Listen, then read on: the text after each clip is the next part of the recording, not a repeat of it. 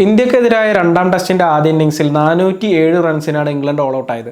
ഒരു ഘട്ടത്തിൽ 387-ന് 5 എന്ന ശക്തമായ നിലയിലായിരുന്ന ഇംഗ്ലണ്ടിന് 20 റൺസ് എടുക്കുന്നതിനിടെ അവസാന 5 വിക്കറ്റുകൾ നഷ്ടമായി.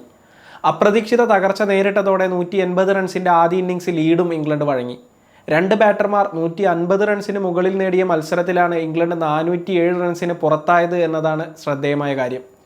6 വിക്കറ്റുകളെടുത്ത മുഹമ്മദ് സിറാജും 4 വിക്കറ്റുകൾ നേടിയ ആകാശ് ദീപുമാണ് ഇന്ത്യക്ക് വേണ്ടി ബോളിംഗിൽ മിന്നിയത്. ഈ മത്സരത്തിനിടെ ഒരു വമ്പൻ നാണക്കേടും ഇംഗ്ലണ്ട് ടീം ഏറ്റുവാങ്ങേണ്ടി വന്നു. 6 താരങ്ങൾ 0-ന് പുറത്തായതോടെയാണ് ഇംഗ്ലണ്ട് ടീം നാണക്കേടിൻ്റെ റെക്കോർഡ് കുറിച്ചത്. ടെസ്റ്റ് ക്രിക്കറ്റിൽ ഇത് 9ാമത്തെ തവണയാണ് ഒരു ടീമിലെ 6 താരങ്ങൾ ഒരു ഇന്നിംഗ്സിൽ 0-ന് പുറത്താകുന്നത്. ഇംഗ്ലണ്ട് ക്രിക്കറ്റിൻ്റെ ചരിത്രത്തിൽ ആദ്യമായാണ് ഇങ്ങനെയൊരു നാണക്കേട്. നേരത്തെ 4 തവണ 5 താരങ്ങൾ ഡെക്കായി മടങ്ങുന്ന സാഹചര്യം ഇംഗ്ലണ്ട് നേരിടേണ്ടി വന്നിട്ടുണ്ട്. ഒരു ഇന്നിംഗ്സിൽ കൂടുതൽ താരങ്ങൾ 0-ന് പുറത്താകുന്ന ടീമെന്ന നാണക്കേടിനൊപ്പം എത്തിയത് ഇംഗ്ലണ്ടിനെ സമ്മാനിക്കുന്ന നിരാശ ചെറുതല്ല. ബെൻ ഡക്കറ്റാണ് ഇംഗ്ലണ്ടിന്റെ ആദ്യ ഇന്നിംഗ്സിൽ 0-ന് പുറത്തായ ആദ്യ താരം. ആകാശ് ദീപിന്റെ പന്തിൽ ശുഭ്മാൻ ഗില്ല് ക്യാച്ചെടുത്താണ് ഡക്കറ്റ് പുറത്തായത്. തൊട്ടടുത്ത പന്തിൽ തന്നെ ഒലി പോപ്പിനെ ഗോൾഡൻ ഡക്കാക്കി ആകാശ് ദീപ് ഇംഗ്ലണ്ടിനെ വിറപ്പിച്ചു. ഇംഗ്ലീഷ് ക്യാപ്റ്റൻ ബെൻ സ്റ്റോക്സ് ആണ് 0-ന് പുറത്തായ അടുത്ത താരം.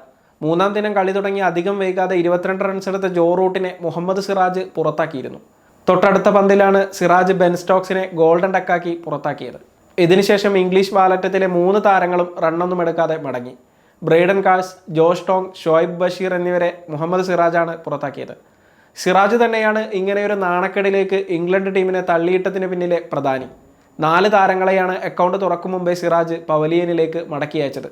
ആകാശ് ദീപ് 2 താരങ്ങളെയും 0-ന് പുറത്താക്കി. ജസ്പ്രീത് ബുംറയുടെ അഭാവത്തിൽ മുഹമ്മദ് സിറാജ് ഇന്ത്യൻ ബൗളിംഗ് നിരയെ മുന്നിൽ നിന്ന് നയിക്കുന്നതാണ് ബർമിംഗ്ഹാമിൽ കണ്ടത്. ടീമിന് വേണ്ട സമയത്ത് അദ്ദേഹം അവസരത്തിനൊത്ത് ഉയർന്നു. 19.3 ഓവറുകളിൽ 70 റൺസ് വഴങ്ങി 6 വിക്കറ്റുകളാണ് സിറാജ് നേടിയത്.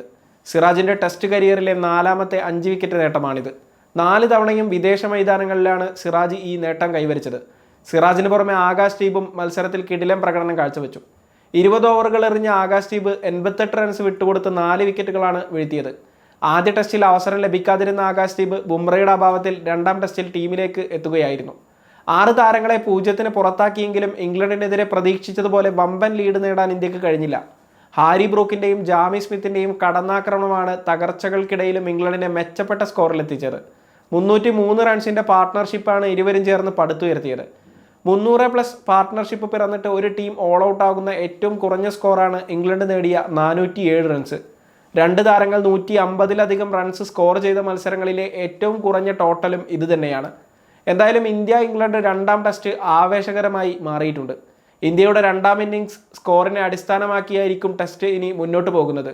മികച്ച സ്കോർ നേടി ഇംഗ്ലണ്ടിനെ പ്രതിരോധത്തിലാക്കാനായിരിക്കും ഇന്ത്യ ശ്രമിക്കുക.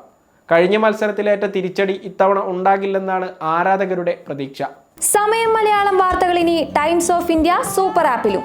ഇതിനായി പ്ലേ സ്റ്റോറിൽ നിന്നോ ആപ്പ് സ്റ്റോറിൽ നിന്നോ times of India app install ചെയ്യൂ. മലയാളം ഭാഷ തിരഞ്ഞെടുക്കൂ. വാർത്തകൾ ആസ്വദിക്കാം. എല്ലാം ഇനി സമയത്തിൽ.